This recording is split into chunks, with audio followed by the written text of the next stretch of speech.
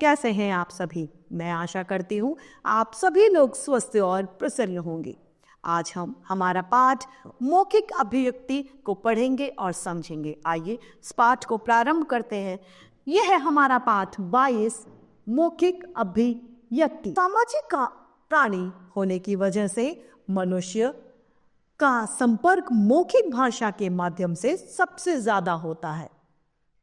उसे अनेक अवसरों पर कुछ ना कुछ कहना ही पड़ता है, जैसे अतिथियों के स्वागत के लिए, बधाई देते समय, किसी को सांत्वना देते समय या फिर प्रोत्साहन करने के लिए। मौखिक अभिव्यक्ति के समय कुछ बातों को ध्यान रखना चाहिए जो यहाँ पर दी गई हैं। पहला, संवाद या बातचीत में शिष्ट भाषा का प्रयोग हो। दूसरा, अपनी प्रशंसा न की जाए, खुद अपनी प्रशंसा नहीं करनी चाहिए। तीसरा, किसी पर फप्तियां न कसे या व्यंग न करे, किसी को बुरा भला न कहें या टोंट न मारें। केवल स्वस्थ हास परिहास करे, हंसी मजाक करे, लेकिन उचित तरीके से। किसी सभा या गोष्ठी में संक्षिप्त भाषण देने या कविता सुनाना भी मौखिक अभिव्यक्ति का ही भाग है।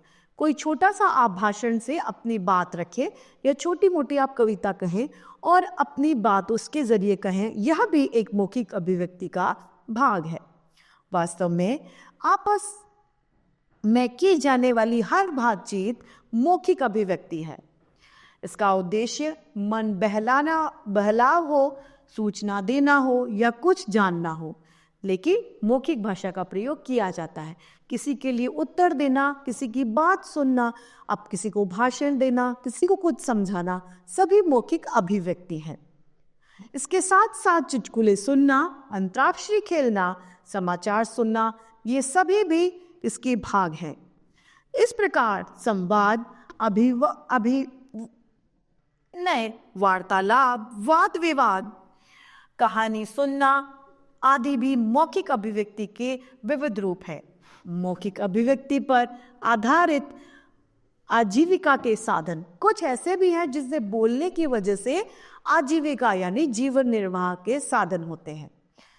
पहला है रेडियो या टीवी पर समाचार पढ़ना, उद्घोषण करना, कार्यक्रम प्रस्तुत करना। ये इनके द्वारा अपने जीवन के लिए आर्थिक कमाई, आर्थिक लाभ उठाते हैं। ये इन कामों को करते हैं जिससे इन्हें कुछ धनराशि प्राप्त होती है।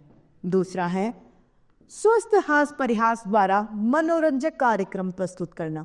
आजकल तरह तरह के लाफ्टर शो चल रहे हैं जिसके द्वारा अपनी कलाओं को मौखिक रूप से बताया जाता है और धन प्राप्ति की जाती है।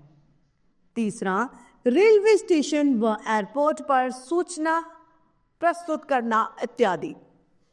विज्ञापन करके वस्तुओं की बिक्री बढ़ाना वर्तमान समय की सबसे उपयोगिता और विस्तार निरंतर बढ़ता जा रहा है। तो इस तरीके से हमारा यह पाठ समाप्त होता है। मैं आशा करती हूँ आप सभी लोगों को यह पाठ भली भांति रूप से समझ में आया होगा।